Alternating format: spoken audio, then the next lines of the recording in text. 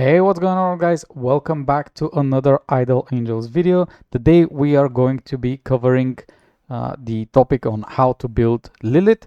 I will say everything that you need to know about this angel. So let's get straight into the video with one short notice. Currently on the Idle Angels Discord, there is an event going where you need to log in to the Discord and in a special channel type daily, which will give you points, and then later on, if you accumulate enough points, you will receive borders in the game. So if you like cosmetics, this is something you can consider. So let's get into the how to build Lilith. Firstly, we're going to talk about the angel level cap. Since Lilith is a MR based angel, you can level her up to 300, but in order to level her up from 300 to level 400, you will need to push her MR stars to 5, and with each star you will gain another 20 levels of upgrade. Over here on the bottom, you can see the scroll list and the MR level, and in the incarnation level, they require the same amount of shards, so you can just use the bottom bracket as well. When it comes to the awakened levels, it is pretty easy. Actually, I'm sorry, but this is around 1400. Forgot to change it. So in order to max Lilith, it will cost you around 1400 blue scrolls. And my suggestion is to go with the MR levels first and then do the incarnation levels. Why, you may ask, is because Lilith is a DPS angel, but mostly used for PvP. She doesn't perform that well on PvE, and if you are deciding to go with Relic, you will struggle a bit pushing those stages of PvE. And when it comes to PvP, what really makes a difference is the speed and the levels of your angel. So if your angel is not level 400 and it's below that, almost every other person can beat you on PvP. So I highly suggest going with the MR buffs over the incarnation buffs, mainly because you will be able to push the level to have enough speed to attack first. Then on the UR plus powers, what we have is the Doom's Kiss, which is her speciality. Basically, with each attack, Lilith permanently will reduce the enemy max HP by 3% and deal true damage, which is of the target's 5% of the target's max HP, which can cap up to 10 times of Lilith max HP. So in a way, if Lilith maximum HP is very low and your enemy has a very high HP, these 5% cannot go over 10 times the Lilith max HP. So it really depends on what enemy you are fighting, and that's why on PvE, this is more or less for PvE capped, you will not be able to do a tremendous amount of damage. Then we're going to get the 10% HP, because Lilith is an angel that is based purely on how much health she has. The more health she has, the more damage she does, the more she will survive, and the stronger and better you will be. So it is very important to know that for Lilith, you kind of only care about her HP and her defenses to stay alive for as long as possible. On the next one, on the Mind of Bravery, we use the 20% damage for one round.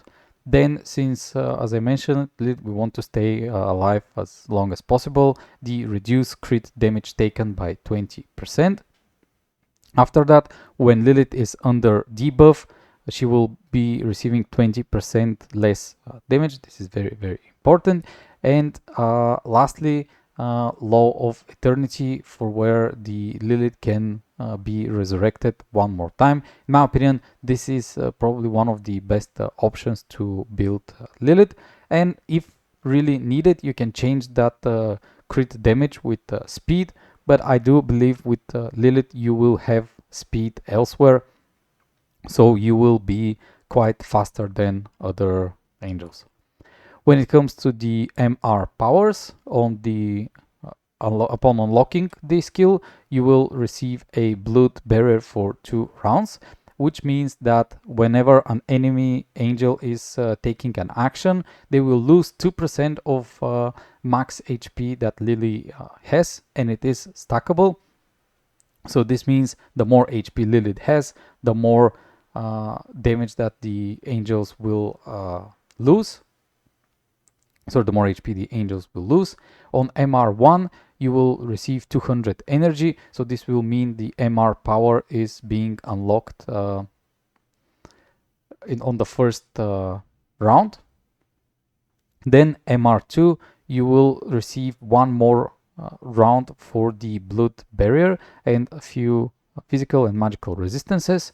On MR3, the enemies reduced max HP will become Lilith max HP, and then you will be receiving 20% more HP and 15% more leech passively. In a way, the more max HP that the enemy loses because of Lilith, that becomes Lilith's max HP, and it can become a great nice buff. Then on MR4, while inside the barrier, Lilith will be doing 20% more damage, and she will be taking 20% less damage and 30 more HP. And then on MR5, while inside the barrier, additionally plus 30% more damage done and less damage taken. So accumulatively, this will be 50% more damage and 50% less damage taken, and additionally 30% through damage to the MR powers. The incarnation powers, Lilith will be dealing 10% through damage of her max HP to all enemies.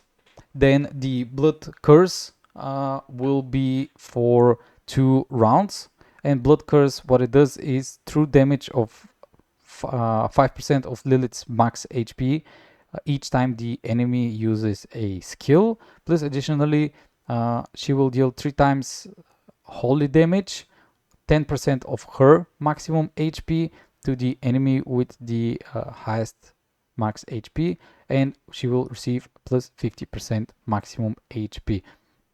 You can see so far everything regarding Lilith is around her maximum HP, which in a way means don't care about anything else, just build as much as possible and as high as possible her health power, health pool, and you will be doing well. But this angel works only for the PvP in my opinion, and for PvE you will be lacking a bit of damage, a bit of crit. For the incarnation level 1, you will receive 1 willpower, and Lilith will restore 20% of her HP.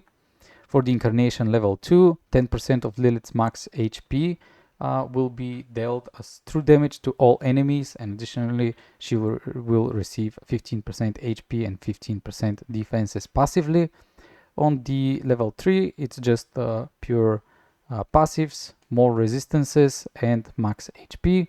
On incarnation level 4 is just more holy damage and more HP with defenses, and on incarnation level 5 you receive 1 more round of blood curse, which will make the damage to be 10% instead of 5 over here, and will ignore the shields. So basically if the enemies have a lot of shields, we really wouldn't care about that, and additionally 40% more HP. So this is why I suggest the MR powers over the incarnation powers. As you can see, overall on the incarnation powers you receive more or less just buffs and additional passives, while with the MR powers you will be receiving some really nice passives on top of those max HPs and defenses. When it comes to the Relic, what we care about is to have the stats of HP and max HP. We don't really care about anything else.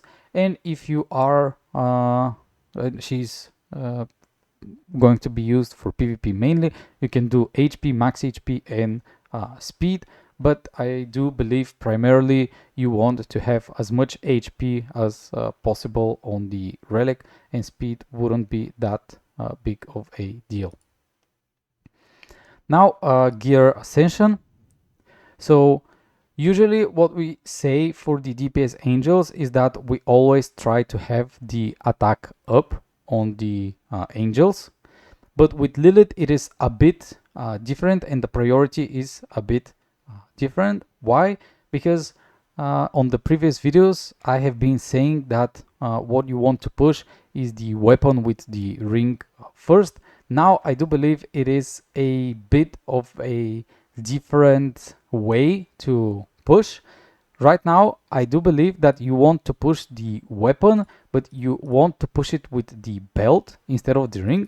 Why? Because if you push the belt with the weapon and the belt first, the belt will give you more health pull, which will make Lilith do more damage, and it will make Lilith stronger, and then do the weapon on top, because if she's not doing her skills and she's just doing the basic attack, she will be doing more damage. So I do believe that the belt with the weapon is a better combo, and then to do the armor with the ring, and lastly the boots with the helmet. When it comes to the artifact, here you have the HP damage reflection. What in a way this will be way better than the attack, the leech, and the crit chance and the crit damage. Why, you may ask?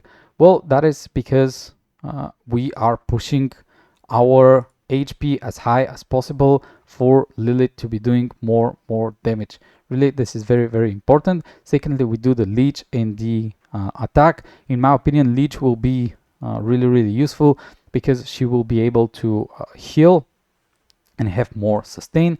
And lastly of the importance, I believe, is the crit chance and the crit damage, just to do a bit more of that. And then we finish off with the defense penetration, debuff resistances, and the crit lowering rate. When it comes to the wardrobe, here it is very important to say that the max HP and the endurance is a stat that will give you more max HP on Lilith. So I believe those two you want to upgrade primarily. After that is the attack and the strength. Strength is her how do I say it, is her main attribute. So of course, on those 4, you want to push them at least to level, let's say 5 or 6 before maxing them out to level 10.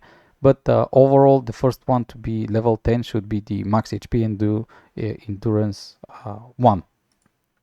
Now, with the gems, usually we put the attack gem first, right? But this time it will be different. This time we are going to be caring about the HP gem first, and then defense penetration with the attack and the defense gem. I actually do believe that the attack gem might be even on a lower scale compared to the defense gem, just because Lilith does everything around her max HP. And as long as you have enough HP, you will be dealing enough damage as well. And now we are going to be talking about probably one of the most important options, most important gems. So what I want to do is, sorry, I haven't added this gem as well, so I'm going to add it now. This green gem over here that you can see.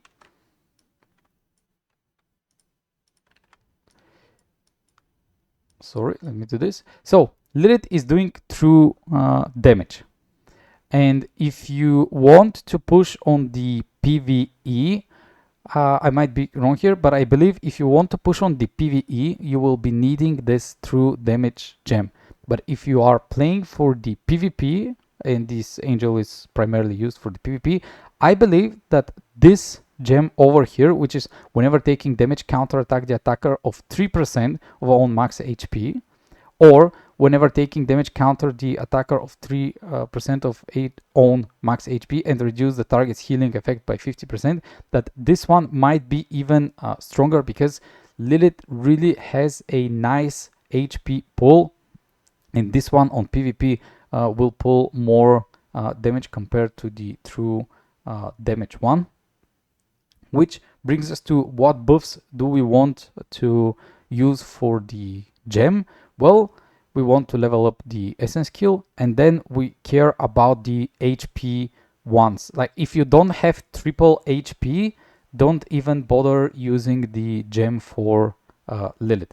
What you care about is the triple HP, and then you care about either of those three. So if your Lilith is in a way slower because you don't have speed on the relics, you can go with speed. But in my opinion, if you choose by the rarity how to fill the rest for spots.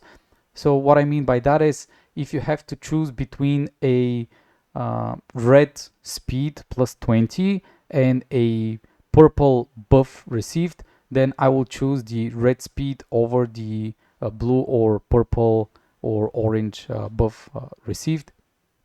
So I will fill it with either of those three depending on their rarity, and overall you care about only those 4 possible buffs for your Lilith. Then on the affinity, what we want to do is get at least 2000 affinity and get the Apollo, the Loki, and then Uriel, Azure, and Ember Dragon. It is very, very important in my opinion for Lilith to work out, to have those HP ups. The attack up, I wouldn't say that it matters that much, but the HP ones you definitely want to get. And on top of that, you can push the affinity to 6000 if you unlock the incarnation levels. So it is also a nice thing to level up to the maximum. But as I mentioned, you want to get to 2000 to unlock the ring, buy the ring from the diamond shop, and then you don't have to use the angels in the lineup. You only need to have the angels unlocked in order to have the buff from the fate to trigger.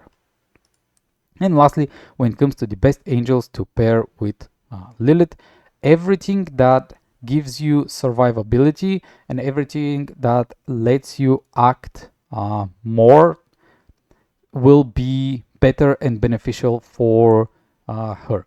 So Capricorn on MR1 will give 50% more max HP. Hell will give us max HP. Wrath gives, I think it was damage and a bit of speed. We use Hera to lower the debuffs, and the damage that the enemies will do to us. Sim we use for the nice shields, so Lilith can survive and can stack more max HP and lower the max HP of the enemies. And we use the Horus for the revival. And lastly, I have put Enmu just for a bit more damage. Over here, the Zodiac, in my opinion, for your account, still you need and want Zodiac whenever she becomes available, which is right now on the anniversary event.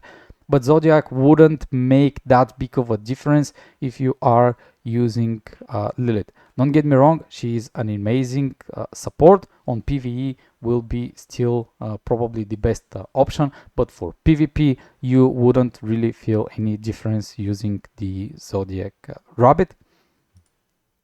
And I haven't checked any of the debuffers or CC angels to pair with Lilith, but something like Chaos and Frost Dragon sound really well with Lilith. And in the future, I am considering of doing a real nice PvP guide where I gather all of the CC units and explain which is best to be paired with whom and what teams can counter each other. But this will be in a bit when I gather a bit more knowledge and I know exactly how the PvP works. So about Lilith, this will be it. It is quite simple concept. The more HP you have, the better you will perform with Lilith. So you mainly have to focus on that one. Thank you all for joining in. And just a quick note, I'm going to be starting my adventure on a new game as well. So feel free to check it out. I will still make videos about Idle Angels. So it is not that I'm quitting the game. I'm just going to add another one to the pool of games. Thank you all and see you on the next one.